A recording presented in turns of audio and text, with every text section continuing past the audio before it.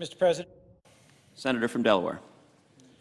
Thank you, Mr. President. I come to the floor today to express my opposition to the nomination of Judge Kavanaugh to serve as an Associate Justice of the United States Supreme Court. I come here today with a profound regret.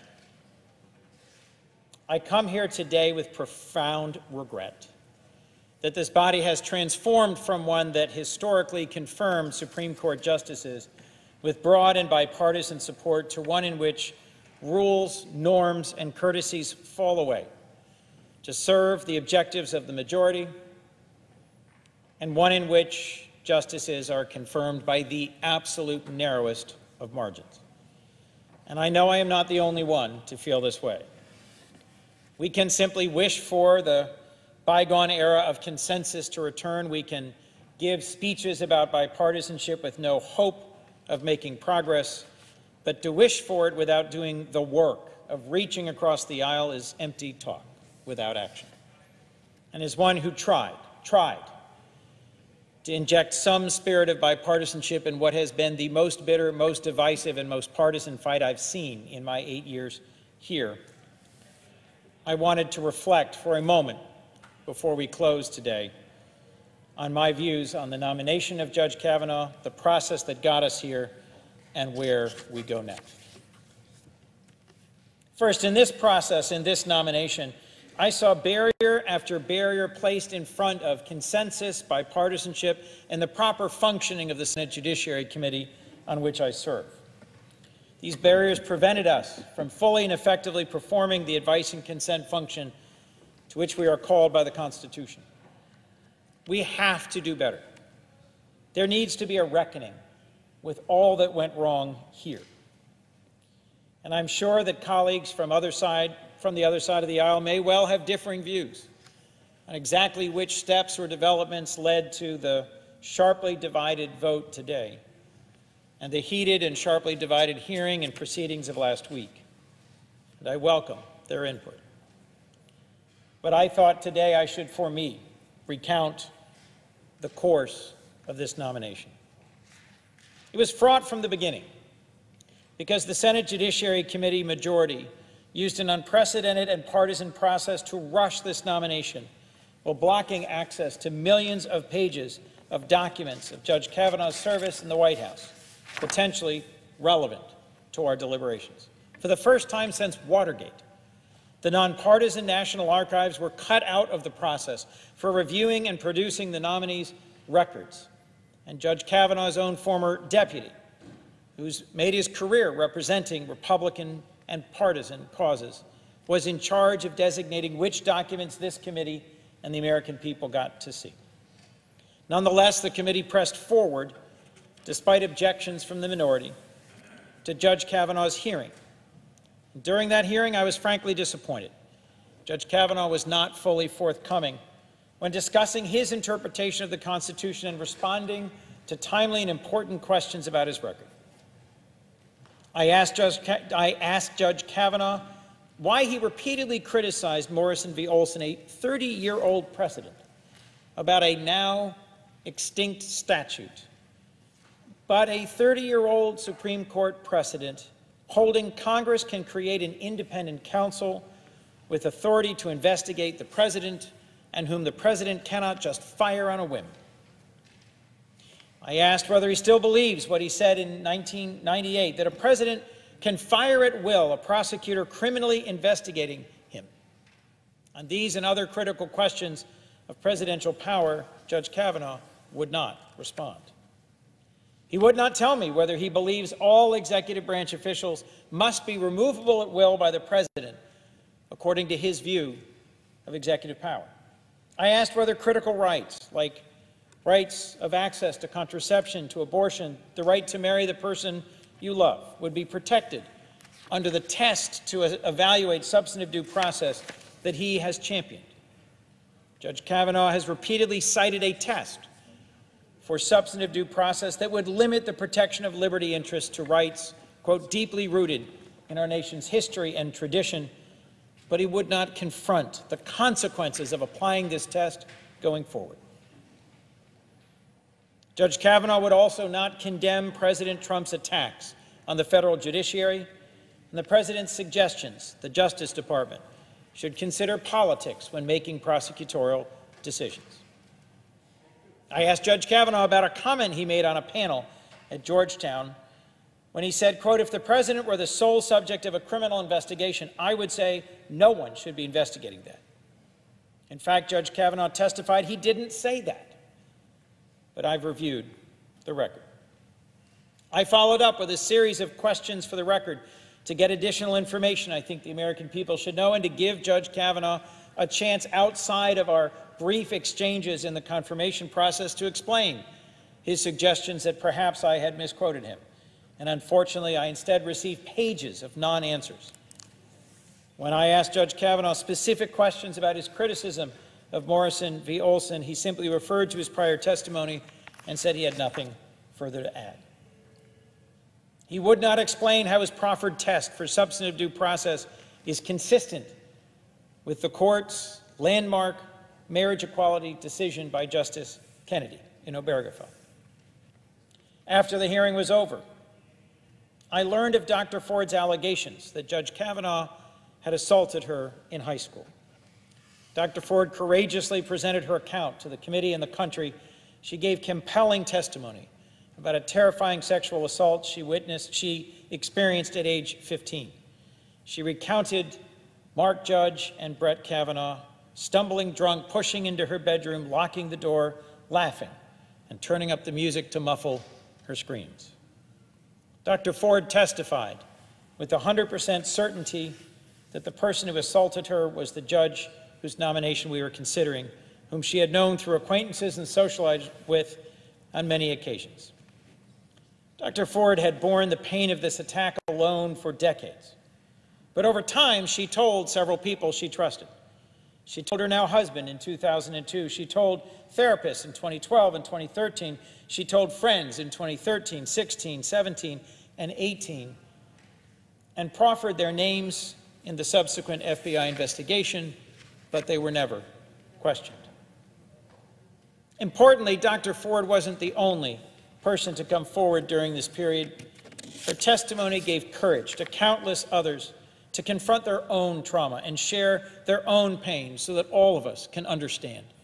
And as I just shared in a bipartisan conversation with colleagues at the end of this divisive vote, we have all had the experience of friends and colleagues, classmates and neighbors coming forward with stories long concealed, whether out of shame or fear, whether out of a certainty they would not be believed, whether out of pressures real, recent, or long gone. And we all have work to do together. Inspired by these survivors, I will never forget the experiences they have shared, and I will not stop in efforts to make certain this body, this Senate, acts in ways that respect them and their suffering and their experiences. When Dr. Ford came forward to speak to all of us and the American people, I'll remind you she had nothing to gain and a lot to lose. She came forward to testify about her assault, and I'm going to use her own words to explain why, quote, as she said to us, "I am here today not because I want to be. I'm terrified. I'm here because I believe it's my civic duty to tell you what happened to me while Brett Kavanaugh and I were in high school. Civic duty. To tell the truth.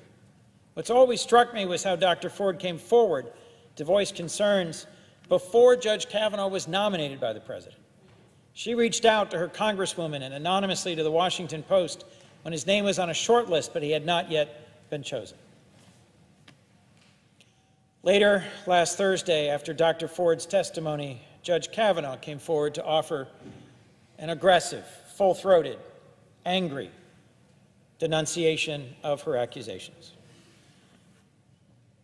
Even recognizing the understandable passion of one who believes himself to be defending his honor against unjust assault, I found his prepared opening statement and combative exchanges with my colleagues deeply troubling. As a sitting circuit court judge, he refused to answer fair and relevant questions, instead throwing them back in the faces of two of my colleagues. He was not candid with the committee about his own history of drinking and aggressive behavior. To quote an editorial recently published by 3 college classmates, telling the truth, no matter how difficult, is a moral obligation for our nation's leaders. No one should be able to lie their way onto the Supreme Court. Honesty is the glue that holds together a society of laws, and lies are the solvent that dissolves those bonds. They stated, Brett lied under oath while seeking to become a Supreme Court justice. Most concerning of all to me, Judge Kavanaugh broke his own stated rule of staying 3 zip codes away from politics. In his sharply worded and partisan exchange with senators, he accused Democrats of replacing advice and consent with search and destroy, of borking him, of engaging in some sort of revenge plot on behalf of Clintons, and a calculated political hit. He looked us in the eye and told us that what comes around goes around.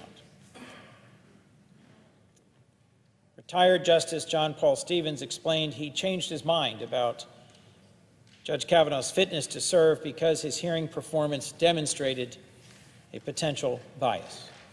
And I share my colleague Senator Murkowski's concern that after last Thursday, the appearance of impropriety, and I quote, has become unavoidable. Following the intense and emotional testimony of last Thursday, I am grateful that we took a week pause so the FBI could conduct an investigation into credible allegations of sexual assault, and I remain thankful to my colleague Senator Flake for supporting my call for an FBI investigation. It showed courage on his part. Unfortunately, regrettably, the investigation that ensued had a scope so narrow, so cursory, so incomplete, that it did not remove the cloud hanging over Judge Kavanaugh's nomination.